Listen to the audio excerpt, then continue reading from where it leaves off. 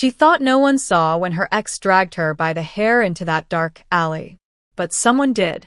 A stranger who moved like shadow, spoke like thunder, and marked her abuser with a curse that made his skin bleed with every crime he'd committed.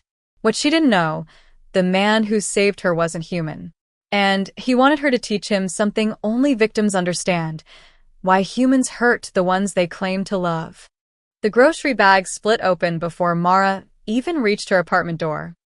Cans of soup rolled across the cracked pavement, disappearing under parked cars. A carton of eggs splattered against the curb. She dropped to her knees, scrambling to salvage what she could, her cafe uniform still reeking of burnt coffee and fryer grease after a double shift. "Damn it," she whispered, catching a rolling can of beans with her fingertips. That's when she heard the footsteps. Heavy, deliberate, coming from behind the dumpster near the far end of the parking lot. Mara's entire body went rigid. She knew those footsteps. She'd memorized them during 2 years of walking on eggshells, learning to predict his moods by the weight of his stride. Heavy meant angry. Slow meant calculating. This was both. "Hey, Mara." Darren stepped into the glow of the flickering street lamp, hands shoved deep in his jacket pockets. His jaw was tight, that muscle near his ear twitching the way it always did before he exploded.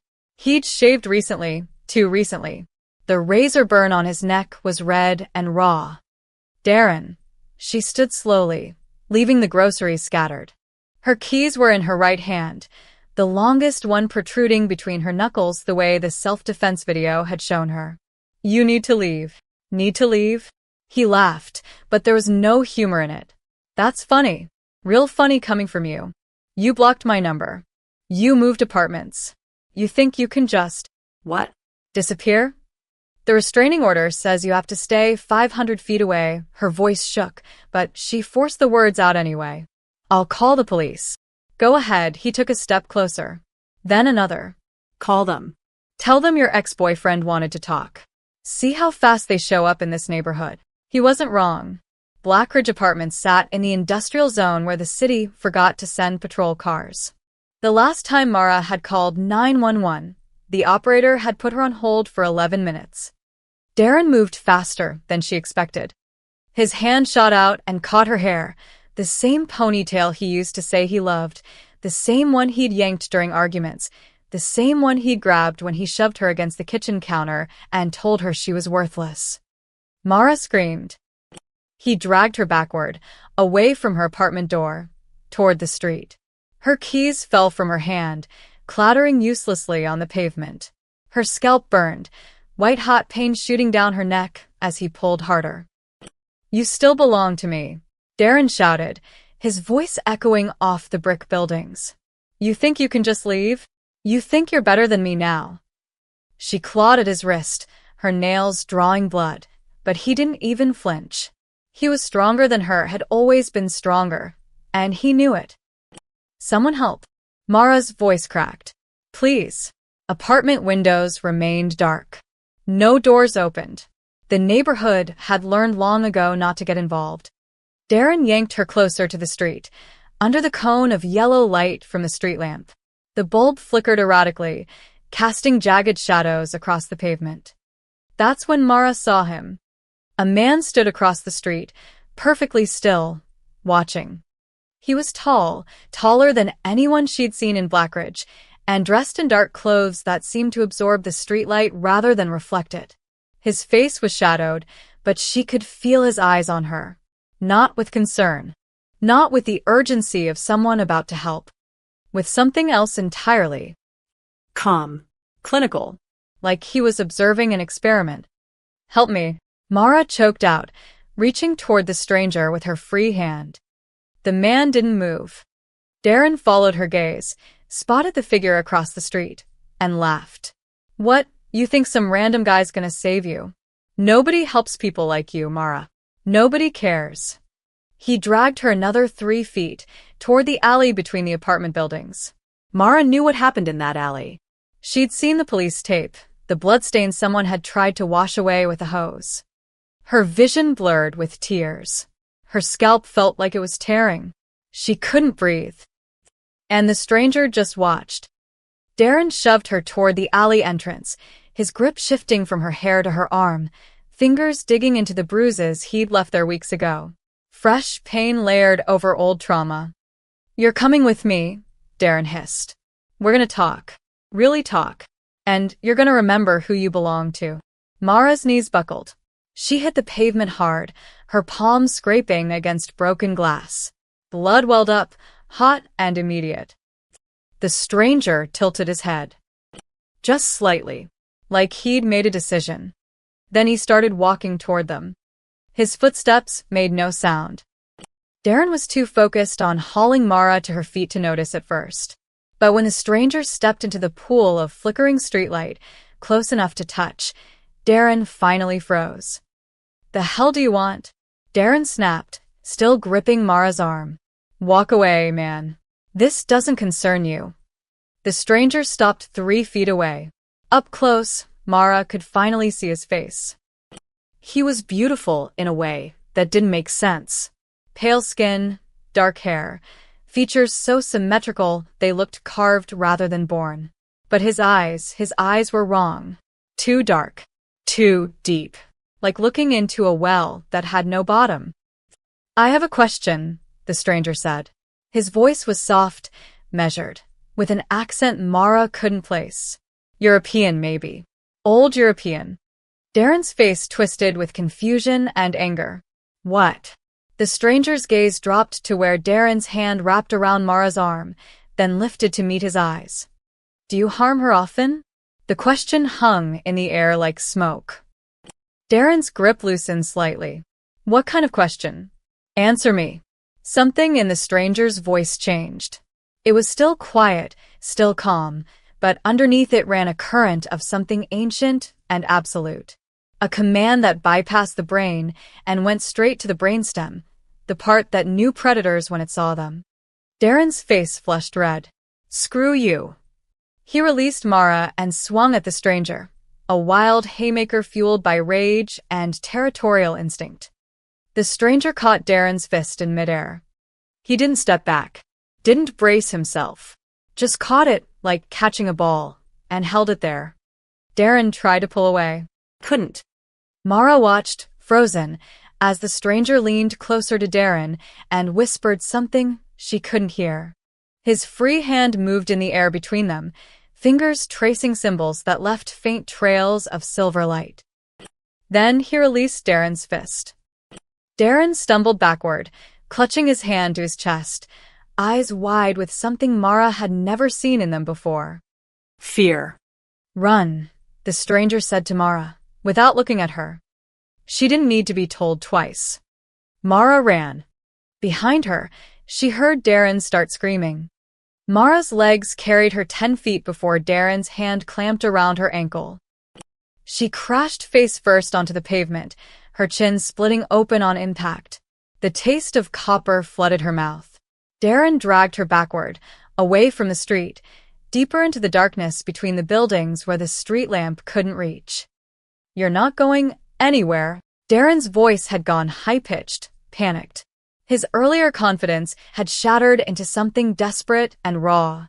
"What did he do to me?" "What the hell did he do?" Mara kicked at him, her shoe connecting with his ribs, but he held on. The alley walls pressed in on both sides, brick and graffiti and the sour smell of garbage left to rot. A fire escape ladder hung overhead, just out of reach. "Let her go." The stranger's voice came from directly behind Darren, though Mara hadn't heard him follow. He simply appeared, as if he'd stepped out of the shadows themselves. Darren whirled, finally releasing Mara's ankle. "Stay back. I'm warning you, You'll what?" The stranger took a single step forward. In the dim light filtering from the street, his eyes caught the glow differently than human eyes should. They reflected it back, like a cat's. Like a predator's. "Hit me? As you hit her?" "She's my girlfriend." "No." The stranger's voice went cold. "She was your victim." Darren swung again. This time a wild, desperate punch aimed at the stranger's throat. It should have connected. Should have crushed his windpipe. The stranger moved like water. One moment he was there, The next heed shifted 6 inches to the left, and Darren's fists sailed through empty air. The momentum carried Darren forward, off balance. The stranger caught him by the back of the neck, fingers pressing into pressure points that made Darren's entire body go rigid. "Do you know what true pain feels like?" the stranger asked conversationally, as if they were discussing the weather. "Not the pain you inflict, the pain you receive." Darren tried to speak, but only a choked sound came out. Mara pressed herself against the alley wall, her heart hammering so hard she thought her ribs might crack. Every instinct screamed at her to run, but her legs wouldn't obey. She was trapped watching something she couldn't understand, something that made her skin crawl with primal recognition. This man wasn't human. The stranger's free hand rose, fingers splayed, and began moving in precise patterns. The silver light returned, brighter now, almost blinding in the alley's darkness. Symbols formed in the air, geometric shapes that hurt to look at directly, that made Mara's eyes water and her head pound. The symbols sank into Darren's back like hooks piercing flesh. Darren screamed. It was a sound Mara had never heard from him before. Pure, animal terror mixed with agony. His body convulsed, spine arching backward at an impossible angle. The silver light spread across his skin like cracks in ice, tracing lines along his shoulders, down his arms, wrapping around his ribcage. "Every bruise," the stranger whispered, his mouth close to Darren's ear. "Every cut, every moment of fear and pain you gave her, you will wear them all." "What are you?" Darren gasped. The stranger smiled. His teeth were too white, too sharp. "Justice." He released Darren, who collapsed onto the filthy alley floor, gasping and shaking. The silver light faded, sinking beneath his skin until only faint traces remained, thin lines along his spine that pulsed with each heartbeat. The stranger turned to Mara. She flinched, pressing harder against the wall. Her hands found a broken bottle behind her, and she raised it defensively, the jagged glass pointed at him. "Don't," she managed to say. "Don't come near me." He stopped immediately, raising his hands in a gesture of peace. "I mean you no harm. You're not human, it wasn't a question." "No." His honesty somehow made it worse. Mara's mind raced, trying to process what she'd just witnessed. Magic. He'd used magic. Real magic, not card tricks or illusions. And his eyes, his teeth, the way he moved. "What are you?" she whispered, echoing Darren's question. The stranger considered her for a long moment. Someone who dislikes bullies. Behind him, Darren was trying to crawl away, leaving a trail of something dark and wet on the pavement. Not blood. Something else. The silver cracks on his skin were spreading, and where they spread, his flesh looked burned, blistered. "He's dying," Mara said. "No," the stranger glanced back at Darren with clinical detachment. "He's learning. The curse won't kill him. It will simply teach him what he taught you." Curse. A reflection. The stranger's gaze returned to her. "He will experience every injury he gave you. Every bruise will bloom on his skin. Every pulled hair will tear from his scalp. Every moment of terror will visit him in the night. For as long as he lives." Mara's hand, still holding the broken bottle, began to shake. That's insane. That's not possible. Yet it is happening." Darren had made it to the mouth of the alley. He pulled himself upright using a dumpster, his face twisted in agony. When he looked back at them, Mara saw something she'd never seen before in their entire relationship. Darren was afraid of her. Or what stood beside her. He ran, stumbling and lurching, disappearing into the street beyond. The stranger watched him go with satisfaction. "He won't trouble you again." "Who are you?" Mara demanded, the broken bottle still raised between them. "My name is Valen." He took a step backward, giving her space. "And you should go home now. Lock your doors. Forget this night. Forget." Mara's voice rose, hysteria creeping in. "How am I supposed to forget?" But he was already gone. She blinked, and the alley was empty except for her and the lingering scent of something ancient and cold. something that smelled like old stone and older blood. The hospital lights were too bright. Darren had made it 6 blocks before collapsing in the parking lot of a 24-hour pharmacy. The security footage would later show him clawing at his back, tearing his shirt off, screaming at something no one else could see. Now he lay in a bed in County General's psychiatric ward, restrained at the wrists and ankles, his body betraying him in ways that defied medical explanation. Dr. Rashida Chin stood at the foot of his bed, reviewing his chart for the 3rd time. Nothing made sense. Patient presented with acute onset of dermal lesions, apparent self-inflicted wounds, and severe psychological distress, she murmured, reading aloud. But the wounds... She stepped closer, studying Darren's exposed arms. Fresh bruises bloomed across his biceps, finger-shaped marks, four on top, one underneath. The exact pattern someone's hand would leave while gripping too hard. But the bruises were appearing in reverse, starting yellow and fading to purple, as if healing backward. They weren't there an hour ago, the night nurse said from the doorway. I checked when I did rounds. His skin was clear except for the marks on his back. Dr. Chin pulled on latex gloves and gently tilted Darren's head to examine his scalp. Small patches of hair had come loose, leaving raw, irritated skin behind. Not alopecia. Not trichotillomania. The hair looked pulled, torn out by force, but Darren's hands had been restrained since admission. Has he said anything coherent? Just keep screaming about demons, the nurse's voice dropped. And someone named Mara. Darren's eyes snapped open. She did this, he gasped, his voice hoarse from screaming. Mara, she cursed me. She, and that thing.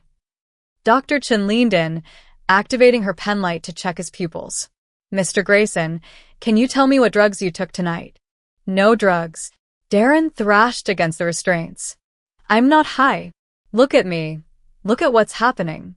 As if on cue, a new wound appeared on his forearm. A thin line, like a scratch from a fingernail, welling up with blood. Then another. And another. 5 parallel lines dragging down his skin. Dr. Chin stumbled backward. That's not possible. Call someone, Darren shrieked. Call a priest. Call. His words dissolved into screaming as the skin on his neck began to redden, forming the pattern of hands. Choking hands. The nurse hit the panic button. Within seconds, 2 orderlies rushed in with a sedative. Dr. Chin watched them inject Darren with enough Ativan to knock out a horse. His screaming faded to whimpers, then to shallow breathing, but the wounds kept appearing. Slowly. Methodically. Like an invisible artist painting on his skin with a brush dipped in suffering. She pulled out her phone and texted her supervisor. Need site consult and possible CDC involvement. Patient presenting with unexplained dermographic manifestations. Recommend isolation protocol. Across town, Mara stood in the shower until the water ran cold. She couldn't wash away the memory of the alley. Couldn't scrub off the feeling of Valen's eyes watching her. Couldn't forget the silver light or Darren's screams, or the way her entire understanding of reality had shattered in less than 5 minutes. Magic was real. Monsters were real. And one of them had saved her. She dressed in her spare cafe uniform, covering the bruises on her arms with long sleeves despite the summer heat. Her shift started in 40 minutes. She'd already called out twice this month. Once because Darren had given her a black eye she couldn't hide, once because he'd taken her car keys and she'd had no way to get to work. She couldn't afford to call out again. The cafe was mercifully quiet when she arrived. Morning rush hadn't started yet. Just a handful of regulars nursing coffees and staring at their phones. Mara tied on her apron and started the opening routine on autopilot, grinding beans, checking milk inventory, wiping down tables that were already clean. Rough night. She jumped, nearly dropping the coffee pot. Her coworker, Sam, stood behind the counter with concern creasing his face. I'm fine, Mara said automatically. Your chin's bleeding. She touched her face, felt the split skin she'd forgotten about. The fall in the alley. It felt like it had happened years ago instead of hours ago. I tripped, she lied. On my apartment steps. Sam didn't believe her. She could see it in his eyes. But he was young, maybe 22, and didn't know how to push past her defenses. He handed her a bandage from the first aid kit and went back to restocking cups. Mara caught her reflection in the espresso machine's polished surface. She looked haunted. Dark circles under her eyes. Split chin. Hair tangled despite her attempt to brush it. The collar of her shirt had shifted, revealing the edge of a bruise on her collarbone. She adjusted her shirt and went back to work. The morning passed in a blur of orders. Latte with oat milk. Americano, extra shot. Cappuccino, dry. The familiar rhythm kept her grounded, kept her from thinking about silver light and impossible men and curses that carved punishment into flesh. At 10:47 a.m., her phone buzzed. Unknown number. She almost didn't check it, but something made her look. Patient Darren Grayson, admitted County General Psych Ward. Listed you as emergency contact. Please call. Mara's hands shook so hard she had to set down the cup she was holding. The curse was real. Everything was real. And she had no idea what happened next. Valen had not slept in 300 years. He didn't require it, didn't miss it, had long ago forgotten what dreams felt like. Instead, he filled his nights with observation, watching humanity play out its small dramas under the cover of darkness, studying the patterns of cruelty and kindness that had remained remarkably consistent across centuries. But dawn had come, and unlike the younger vampires who fled to their coffins and basement sanctuaries, Valen had learned to walk in daylight. It required effort, concentration, and a significant portion of his ancient power channeled into shielding his skin from the sun's burn. But it was worth it. Humans were so much more interesting during the day. He sat on a bench across from the Grindhouse Cafe, a paperback novel open in his lap. Hemingway, purchased from a used bookstore an hour ago to complete his disguise. A tourist map lay folded beside him. His camera, though he had no film in it, hung from his neck. To any observer, he was just another traveler killing time before a museum opened. No one looked twice at him. Through the cafe's front window, he watched Mara work. She moved efficiently behind the counter, her motions practiced and precise. Steam rose from the espresso machine. She smiled at customers, that particular service industry smile that never reached the eyes. Polite, careful, numb. Valen had seen that expression before, thousands of times across thousands of faces. The look of someone who'd learned to make themselves small, invisible, inoffensive. Prey behavior, refined through repetition. A businessman in an expensive suit barked his order at her. Annoyed, she hadn't heard him over the noise of the grinder. Mara apologized immediately, automatically, though the fault wasn't hers. The businessman didn't acknowledge her apology, just tapped his watch impatiently. Valen's fingers tightened on the book. He watched Mara hand over the coffee, watched the businessman leave without a tip, watched her shoulders slump the moment he was gone. She pressed her palms against the counter, head bowed, taking 3 slow breaths. Recovering, resetting. Then her coworker, a young man with bleached hair and nervous energy, said something that made her attempt a real smile. It didn't quite work, but the effort was there. Fascinating. Valen had marked Darren Grayson with one of the oldest punishments in vampire law, the reflection curse. It was technically illegal in most vampire jurisdictions, not because it was too cruel, but because it was too visible, too likely to draw attention to their kind. But Valen had never cared much for vampire law. He'd been king before those laws existed, had walked the earth when vampires were still considered gods by humans who didn't know any better. The council could file their complaints. He'd ignore them as he always did. What interested him now was the woman. Mara Clementine Hayes, age 26, according to the driver's license he'd glimpsed when she'd dropped her wallet in the alley. Originally from a small town in Ohio. No family listed on her emergency contacts. 2 years of community college before she dropped out. 3 different addresses in the past 18 months. Running. She'd been running from Darren Grayson long before last night. Valen had seen thousands of abusive relationships, had witnessed every variation of human cruelty that could exist between people who claimed to love each other. But he'd rarely intervened. Human problems were human problems. Violence was their inheritance, coded into their DNA alongside their capacity for art and innovation. So, why had he intervened last night? He tilted his head, considering the question. Watching Darren drag Mara by her hair, watching her scream with no one coming to help, watching her terror. Something had shifted in him. A feeling he hadn't experienced in decades. Anger. Not the explosive rage of young vampires still clinging to their human emotions, but cold, purposeful anger. The kind that made him remember what he'd been before civilization had taught him manners. Before he'd learned to hide among humans instead of ruling them.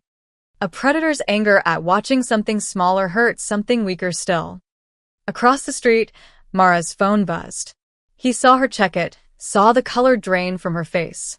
She gripped the counter's edge, knuckles going white. The hospital had contacted her. Darren's condition was worsening. Valen leaned back on the bench, satisfied. The curse was working exactly as intended.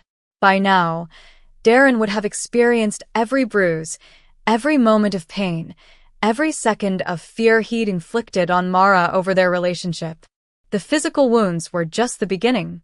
Tonight, when darkness fell, the psychological torment would begin. The nightmares, the paranoia, the constant, gnawing certainty that he was being hunted.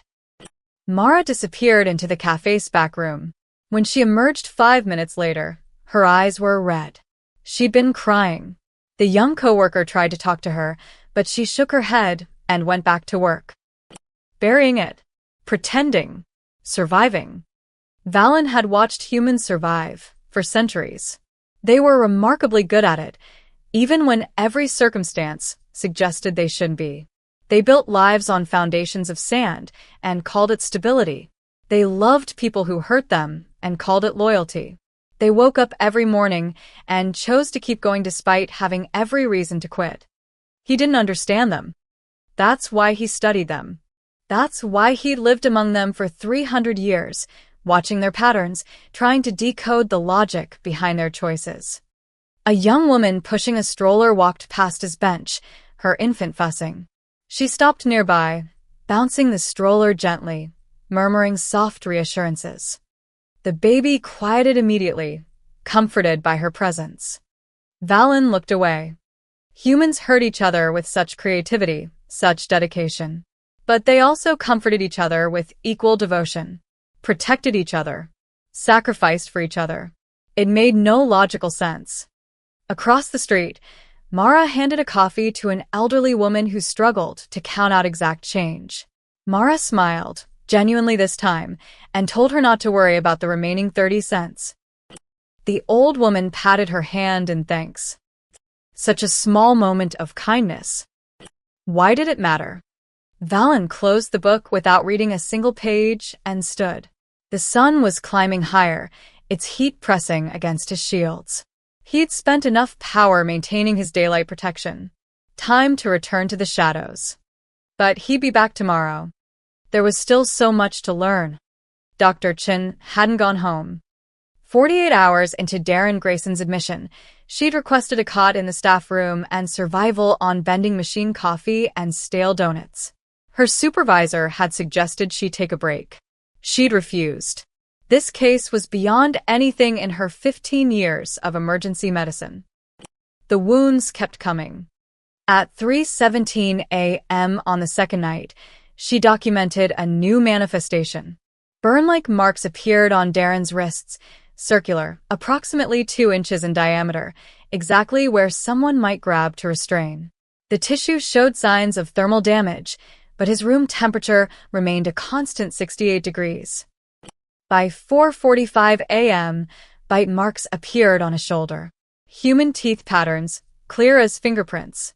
But Darren had been alone in his room, strapped to the bed, under constant video surveillance. The footage showed nothing. Just Darren sleeping fitfully, then jerking awake as the wounds appeared on his skin like invisible jaws had clamped down. Dr. Chun increased his sedation. It didn't stop the marks from appearing. It just stopped him from screaming. At 7:30 a.m., she was reviewing his file when Nurse Patterson knocked on her office door. "There's something you need to see," Patterson said, her face pale. His back. They went together to Darren's room. Dr. Chun pulled back the hospital gown to reveal his spine. Words. Carved into his skin in thin, precise lines. Not deep enough to require stitches, but clear enough to read. The letters wept clear fluid, too thin to be blood, too viscous to be water. Worthless. Stupid. Nothing. The same words Darren had used. Mara had mentioned them during the police interview. Dr. Chun had read the report after discovering Mara listed as his emergency contact. "Call a psych consult," Dr. Chun said quietly, "and document everything. Photos, measurements, the works." "Should we call someone else?" Patterson's voice dropped to a whisper. This isn't medical." "What are you suggesting?" Patterson glanced at the door, making sure they were alone. "My grandmother used to tell stories. About curses. About people who wronged others and paid for it in their flesh." Dr. Chun wanted to dismiss it. Should have dismissed it. She was a woman of science, of evidence-based medicine, of peer-reviewed journals. But she'd watched wounds appear on a man's skin out of nowhere for 2 straight days. "Document everything," she repeated. "I'll make some calls." Detective Marcus Webb had seen the hospital report and didn't know what to make of it. Unexplained injuries. Psychological break. Patient claiming his ex-girlfriend had cursed him. It read like a bad horror movie, except real people didn't get cursed. Real people got high, got violent, got what they deserved from the wrong end of a knife fight. But the doctors were insistent something unusual was happening. So here he sat in the county general cafeteria, across from a woman who looked like she hadn't slept in a week. Mara Hayes wrapped her hands around her coffee cup like it was the only thing keeping her upright. Her cafe uniform was wrinkled. A bandage covered her chin. Bruises peeked out from under her sleeves. "Miss Hayes, I need to ask you some questions about Darren Grayson." "I already talked to the police," she said. 3 days ago. I gave my statement." "I know. But Darren's in the hospital, and he's claiming you had something to do with his condition." Mara's laugh was brittle, broken. "He's claiming I cursed him. That's what the nurse told me on the phone.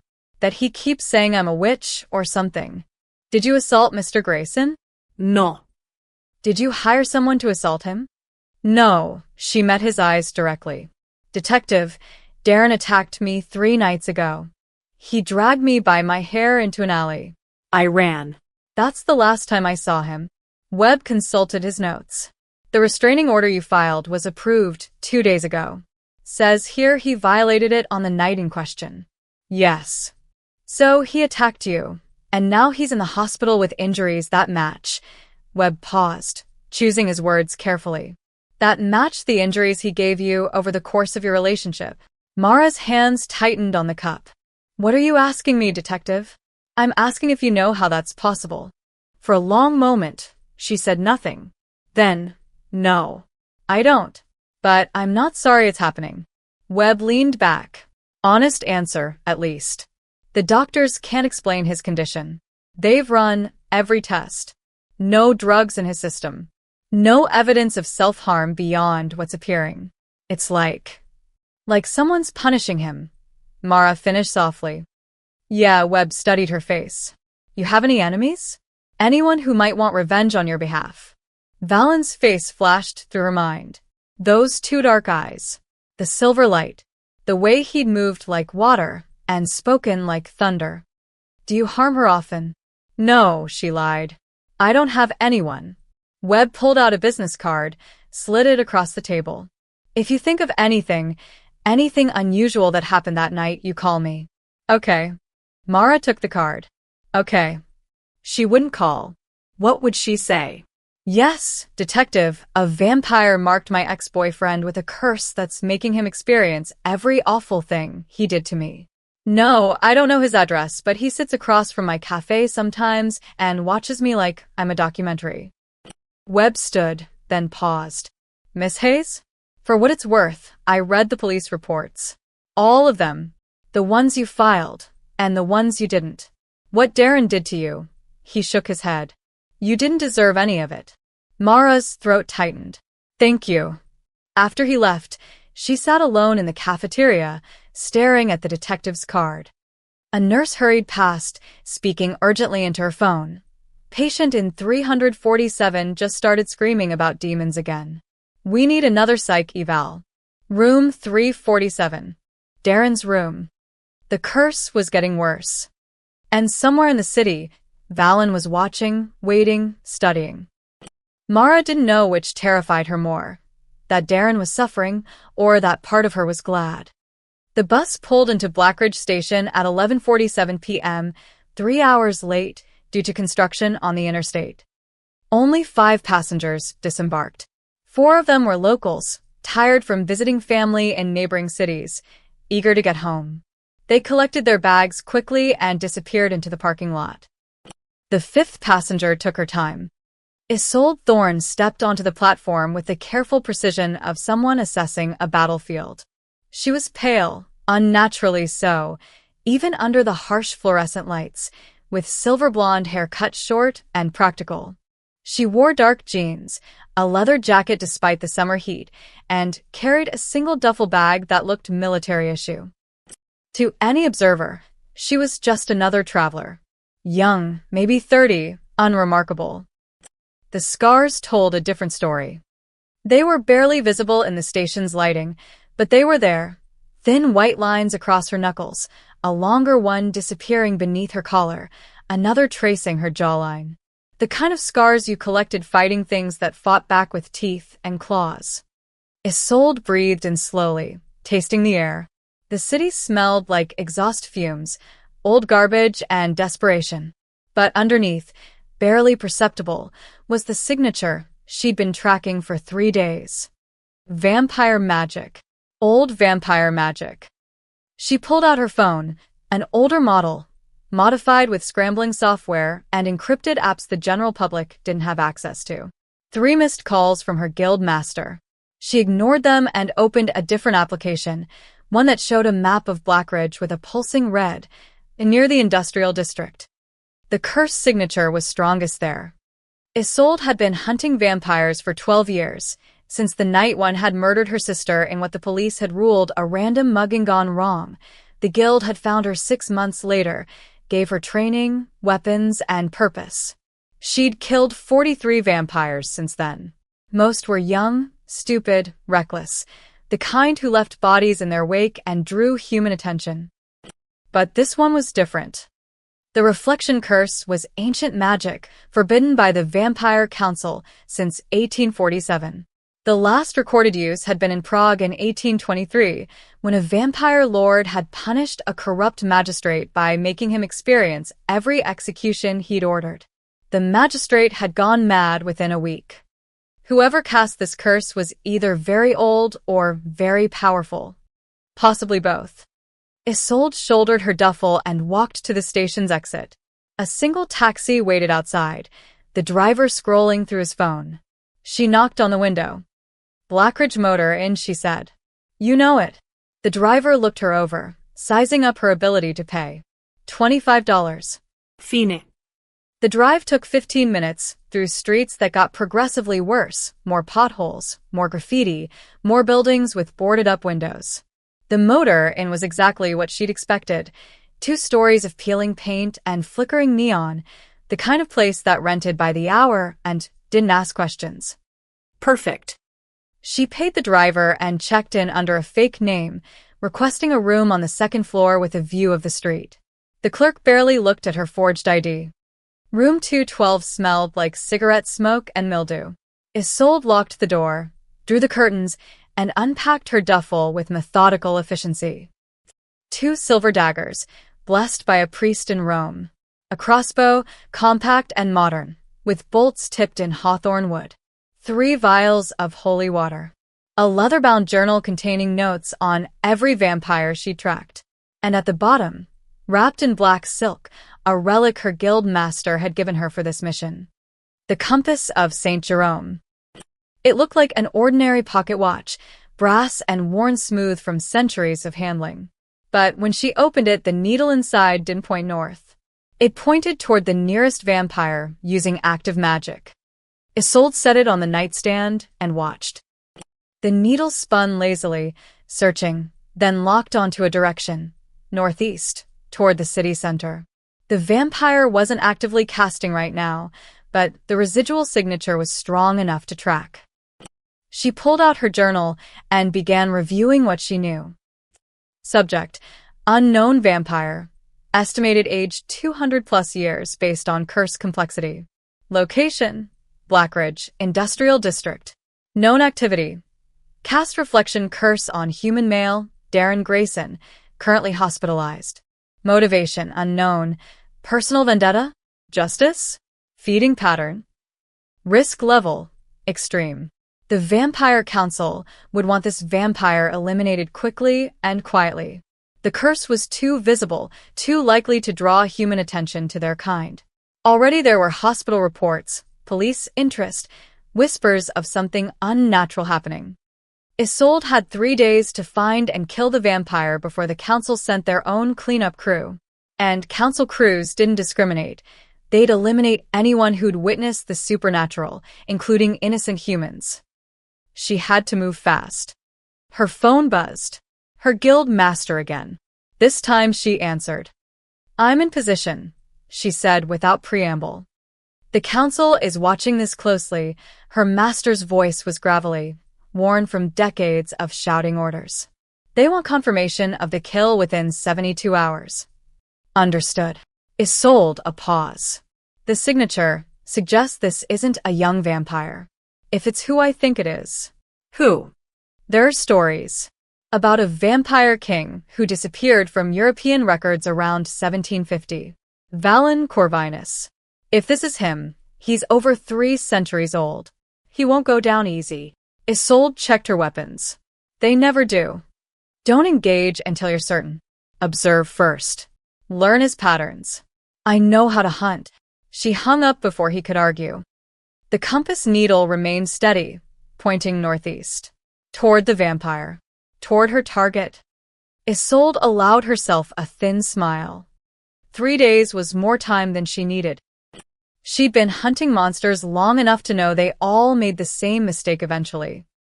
They got comfortable, started thinking they were untouchable. And that's when she killed them. Mara had started taking different routes home. She left work at different times, sometimes early, sometimes late, asking Sam to cover for her or offering to cover for him in return. She varied her path, down Main Street one day, through the shopping district the next, cutting through the park when she felt brave enough. But she always felt watched. Not threatened, just observed. On the 4th night after the alley, she was leaving the cafe through the back exit, the one that opened onto a narrow service road behind the building, when she finally confronted the feeling. "I know you're there," she said to the empty air. "I know you're following me." For a moment, nothing. Just the hum of the cafe's exhaust fan and distant traffic. Then Valen stepped out from behind the dumpster, as if he'd been part of the shadows themselves. "Perceptive," he said. Mara's hand went to her phone, fingers hovering over the emergency call button. "Stay back. I am 15 feet away." He made no move to come closer. Is this acceptable? The question threw her. Acceptable? What kind of stalker asked permission? "Why are you following me?" "I wanted to ensure you were safe." Valen tilted his head, studying her face the way someone might study a painting. "The curse on Darren Grayson is permanent. But men like him often have friends. Allies who might blame you for his condition. The hospital says he's getting worse." "Yes." "Is he going to die?" "No." Valen's expression remained neutral. "The curse will not kill him. It will simply teach him what suffering feels like.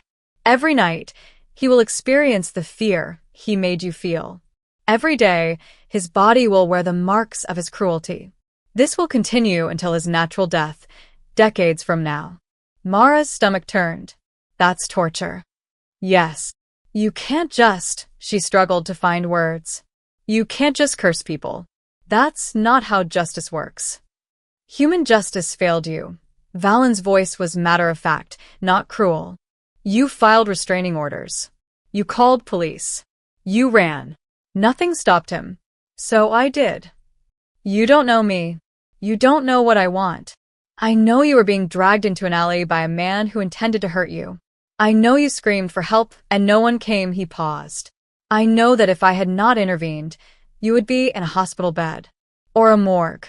The words hit like a slap because they were true.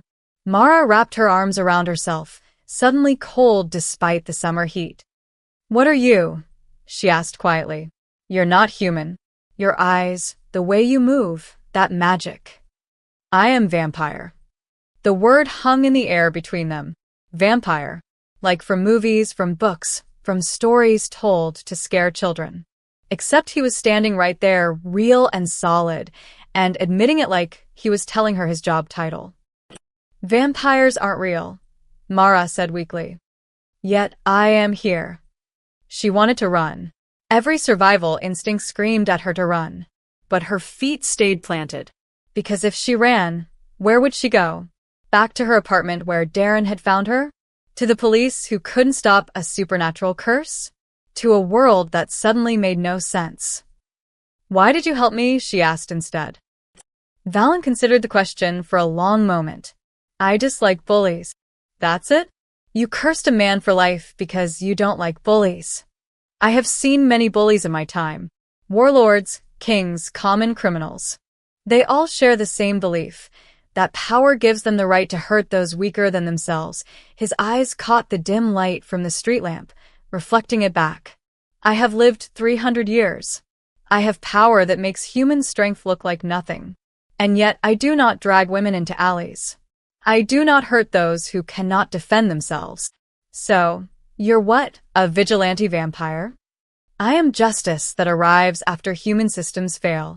Mara laughed, a short, sharp sound that was more desperation than humor. This is insane. I'm having a conversation with a vampire about justice. I should call the police. You are welcome to try, Valen gestured toward her phone. But they cannot help you understand what has happened. They cannot protect you from what you now know exists. And they certainly cannot stop me if I wished you harm. Is that a threat? No, he took a step backward, increasing the distance between them. It is a statement of reality. I mean you no harm, Mara Hayes. I am simply ensuring that Darren Grayson never harms you again. That is all. And then what? You disappear? Go back to cursing other abusive men? Perhaps he paused. Or perhaps I continue to observe. To learn. Humans are endlessly fascinating in their capacity for both cruelty and kindness. I don't want to be observed like some lab rat. Then what do you want? The question was so simple, so direct, that Mara found herself without an answer. What did she want? To feel safe? To stop looking over her shoulder? To wake up one morning without the weight of fear pressing on her chest. I want to go home, she said finally. I want to sleep without nightmares. I want my life back. He will never touch you again, Valen said. That much I can promise. Promises from a vampire. Mara shook her head. My life has gotten really weird. Yes. She looked at him, really looked at him, for the first time since he'd revealed himself. He was beautiful in an unsettling way, like a statue come to life. Too perfect. Too still. Even when he moved, there was something wrong about it, something that marked him as other. I'm going to walk home now, Mara said. Don't follow me. Valen inclined his head slightly. As you wish. She turned and walked away, every step feeling like it might be her last, waiting for him to lunge, to attack, to prove that monsters were monsters no matter how polite they pretended to be. But when she reached the end of the alley and looked back, he was gone. Only the shadows remained. And Mara wasn't sure if she felt relieved or more afraid than before. Detective Webb returned to the precinct at 2 a.m. and went straight to the evidence room. Something wasn't adding up. He'd reviewed Mara Hayes' file a dozen times. 3 years of documented domestic violence calls, 2 restraining orders filed and dismissed, hospital visits with injuries she'd claimed were from falling or walking into doors, classic abuse pattern. Then Darren Grayson attacks her again, and suddenly he's in the hospital with mysterious injuries that doctors can't explain.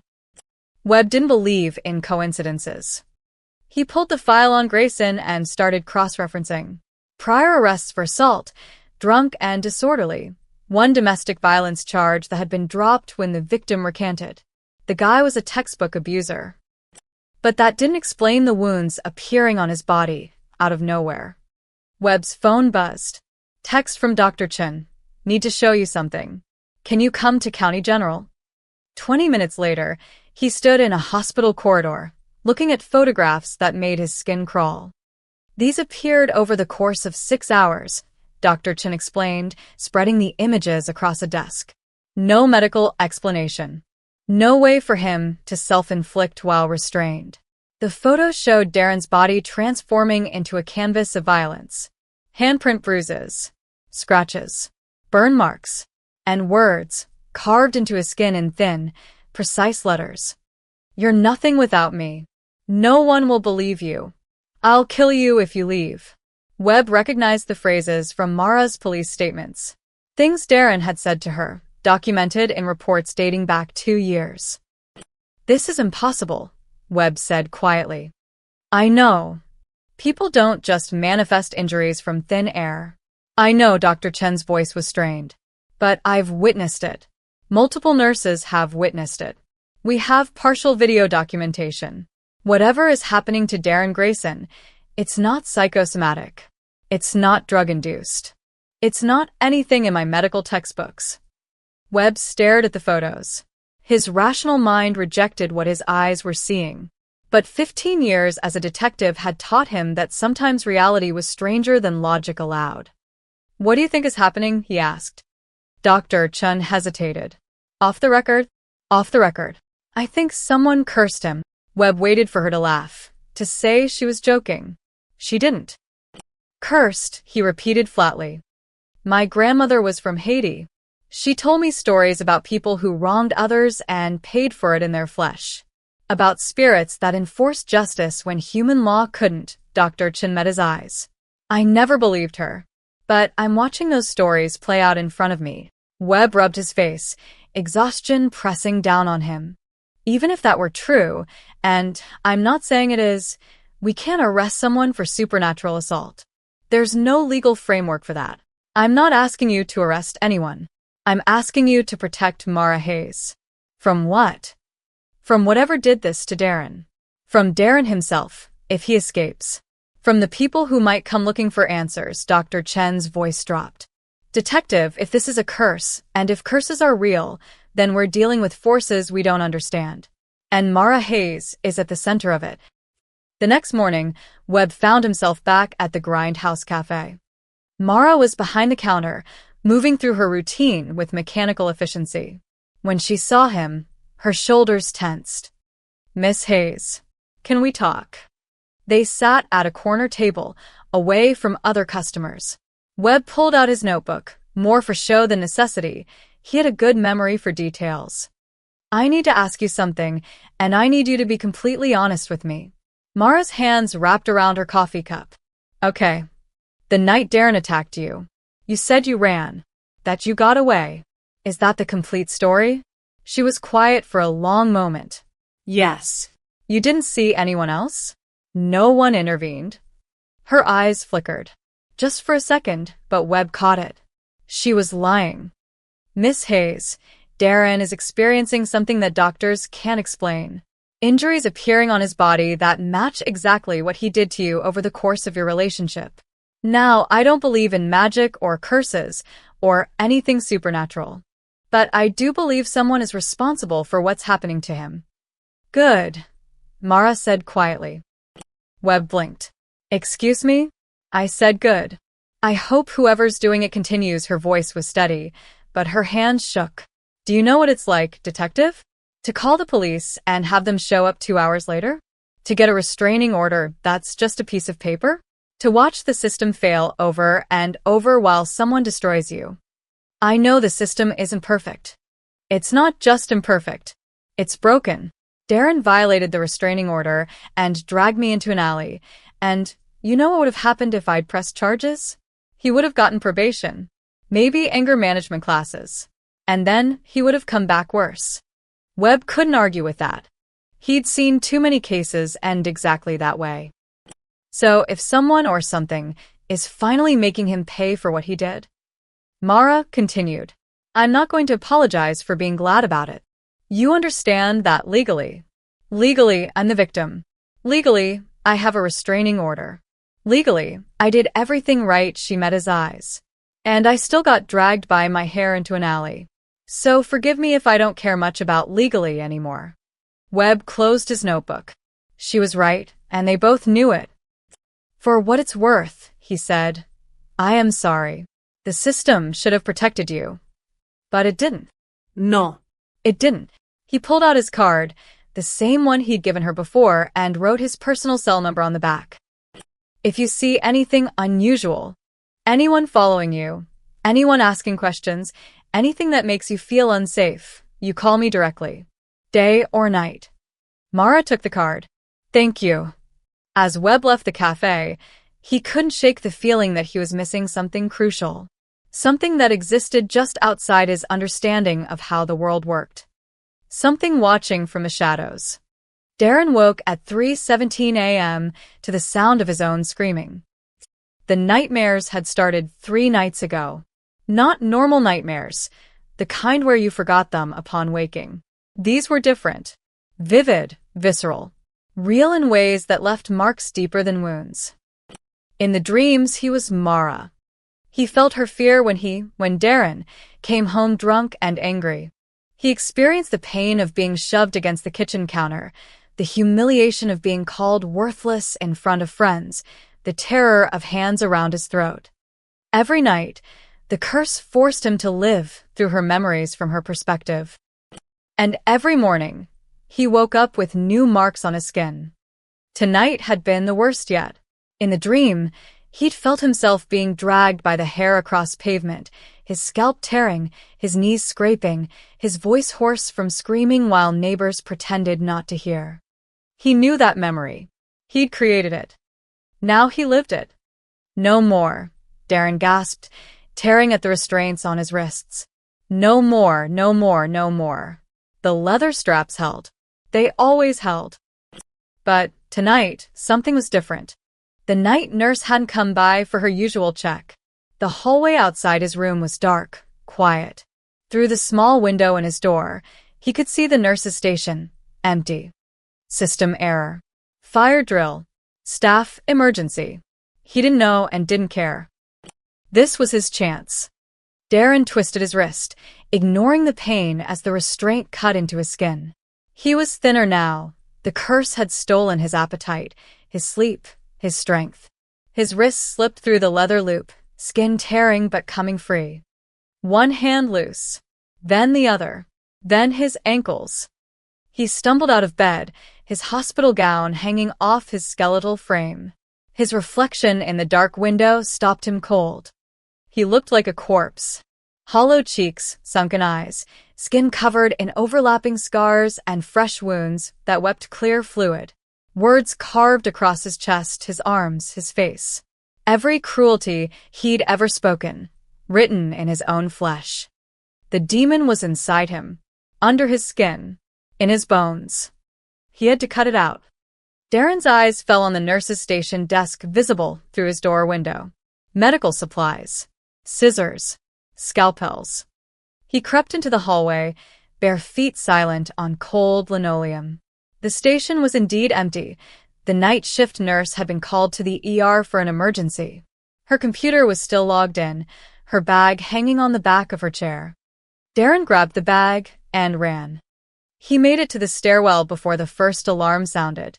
By then, he'd already found what he needed in the nurse's purse. Her phone, her car keys, $70 in cash.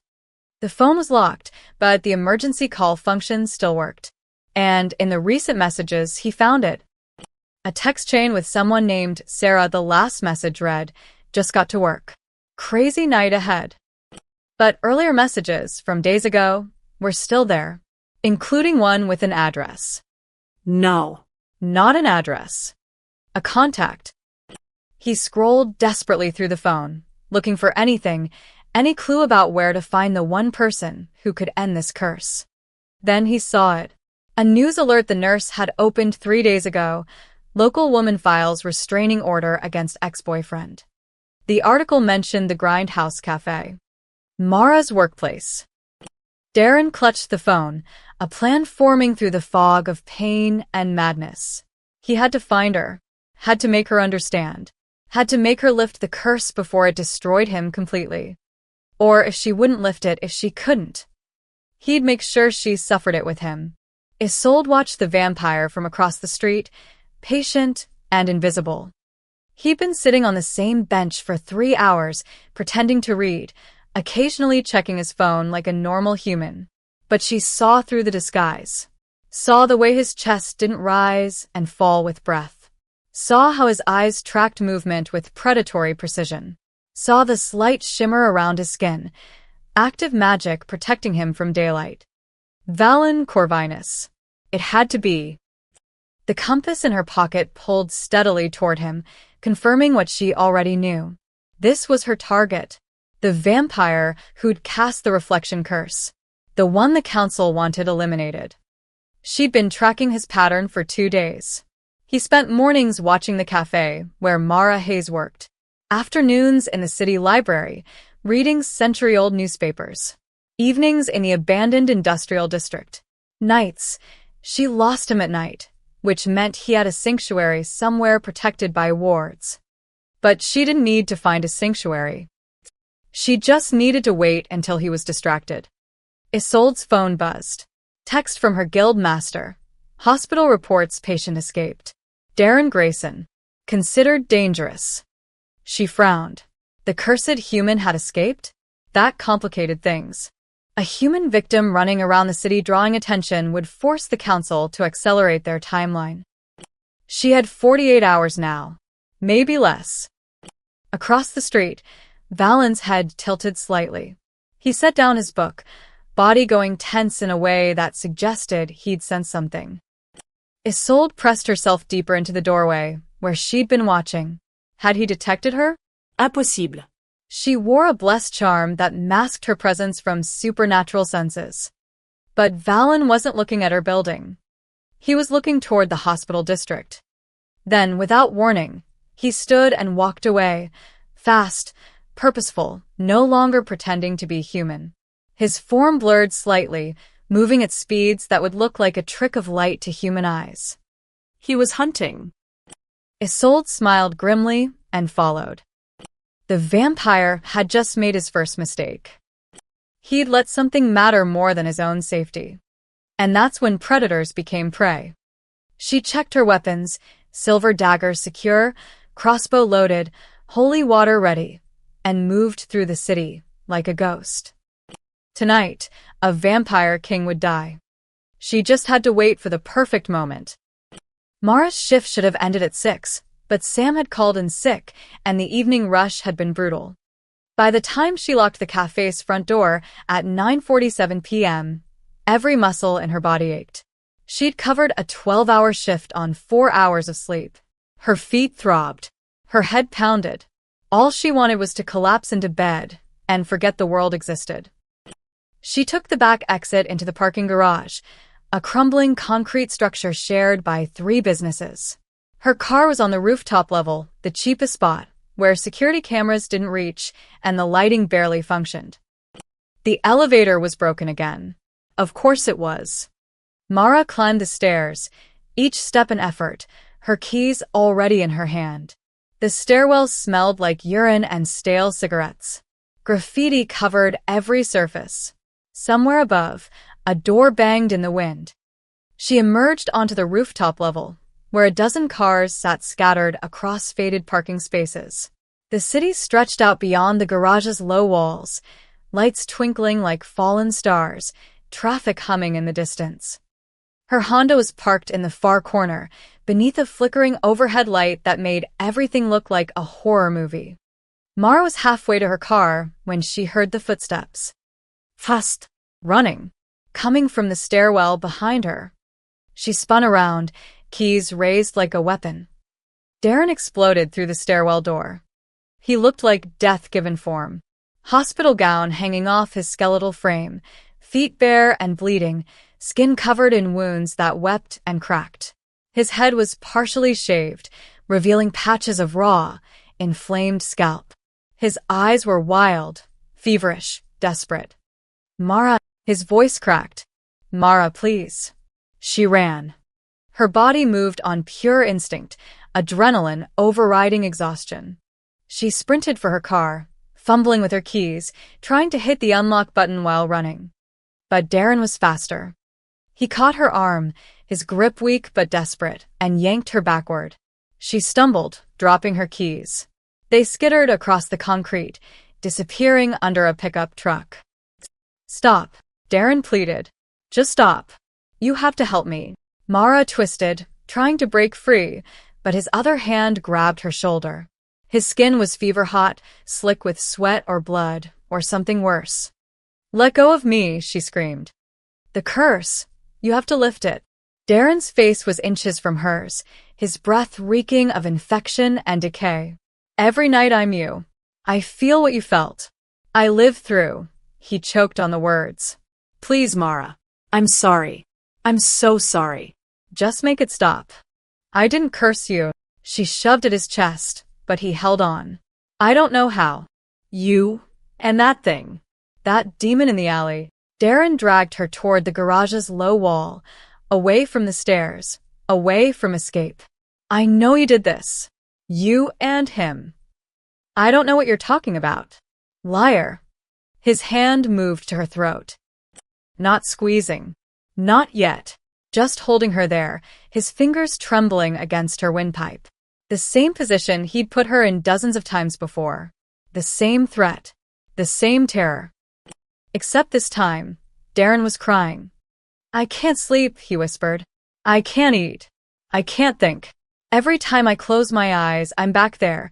In every moment I hurt you. I feel it, Mara. I feel all of it. And I can't. Darren, please." A figure dropped from the structure above them.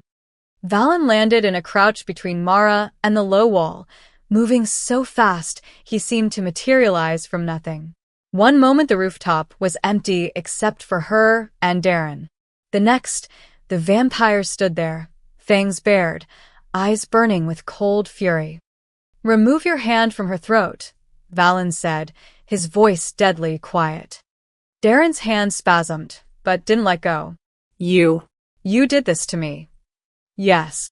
Take it back. Take the curse back." No. Darren's grip tightened on Mara's throat.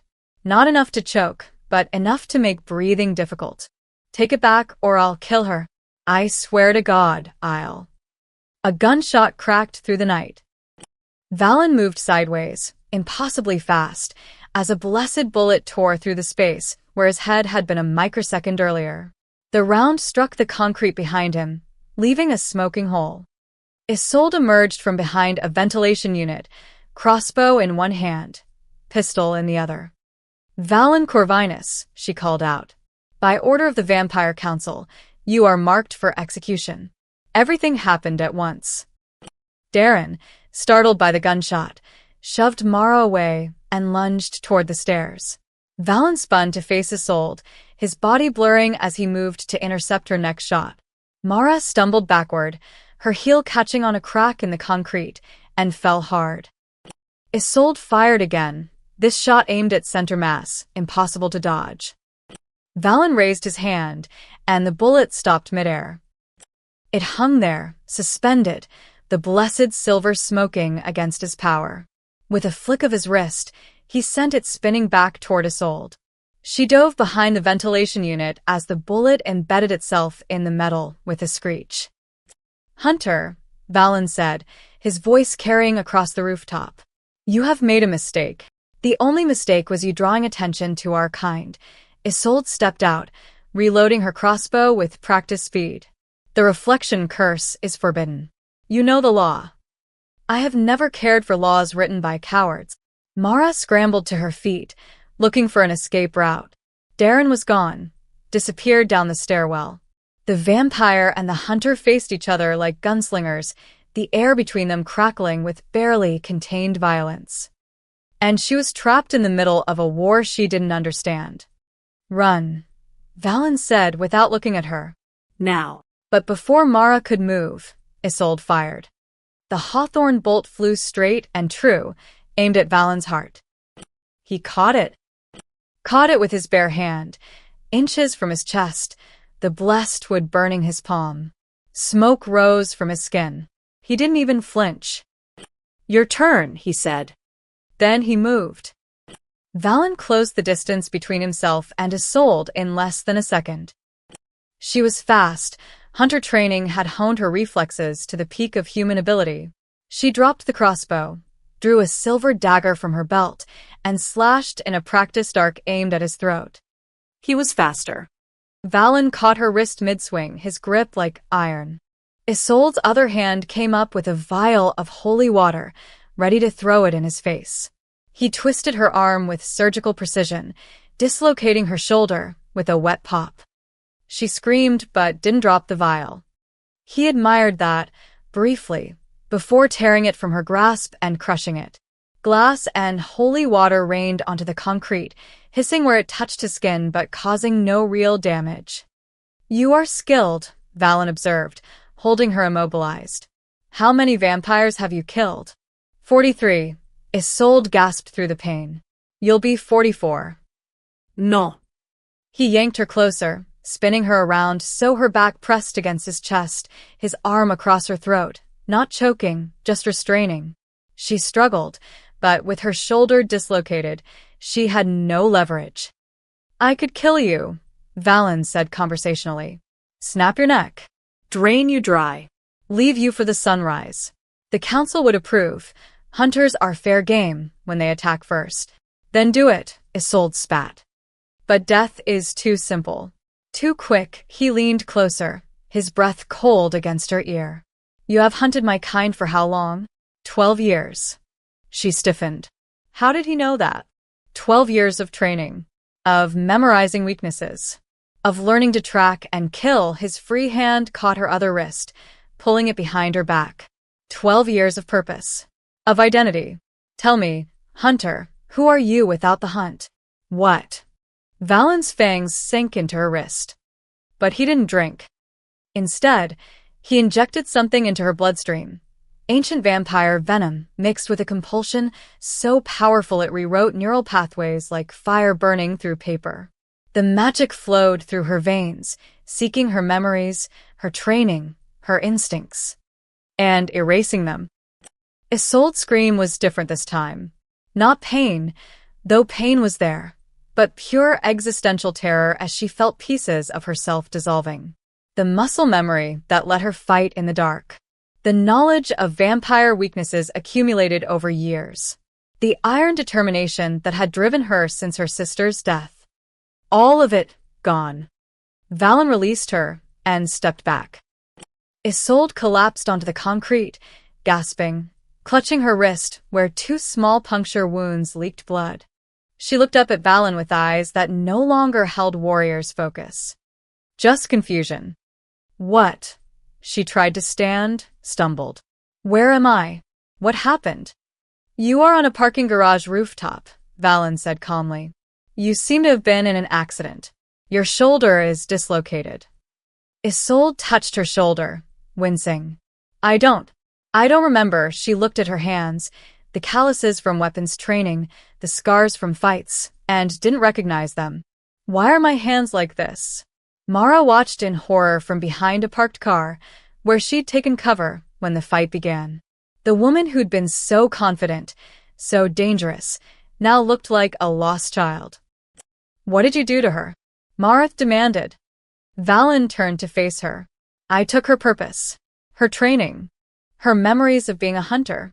She will wake tomorrow thinking she is an ordinary woman who should seek medical attention for her injuries. That's..." Mara struggled for words. "That's worse than killing her." Yes, he showed no remorse. Death would have been mercy. This is punishment. She chose to hunt my kind. Now she will spend the rest of her life wondering why she has scars she cannot explain and dreams of battles she doesn't remember. Isolde tried to stand again. Managed it this time. I need to go to a hospital. She looked at Valen, at Mara, no recognition in her eyes. Can someone help me? Please. Valen pulled out his phone and dialed 911, his voice shifting to sound concerned, human. Yes, there's an injured woman on the rooftop parking garage at 5th and Morrison. She appears disoriented. Please send an ambulance. He hung up and looked at Isolde. Help is coming. Sit down before you fall. She did, obedient, confused, broken. Mara felt sick. And now, Valen said, his voice hardening, for the one who started all of this. He moved to the stairwell entrance, listening. Mara could hear it too now, labored breathing, footsteps, someone climbing the stairs from below. Darren. He'd circled back, perhaps hearing the commotion, perhaps unable to resist one final confrontation. He emerged onto the rooftop, clutching a piece of broken rebar he'd found in the stairwell, his face a mask of desperation and madness. No more running, Darren gasped. I end this tonight. I end you. I end the curse. Valen walked toward him slowly, deliberately. You want the curse ended? Valen asked. Very well. I will modify it. He raised his hand, fingers moving in those same geometric patterns Mara had seen in the alley. Silver light bloomed in the darkness, brighter than before, illuminating every corner of the rooftop. The curse was designed to make you feel what she felt, Valen continued. But I realize now that was insufficient. You are too focused on your own suffering to truly understand. The silver light shot forward like arrows, embedding themselves deeper into Darren's spine. He screamed and collapsed, convulsing. Now, Valen said quietly, you will experience something more comprehensive. Every person you have ever hurt, and I sense there have been many, will visit you in your dreams. You will live through every moment of fear you created, every ounce of pain you inflicted, every night, forever. Darren's screams faded to whimpers as the curse settled into his bones. You will not die, Valen continued.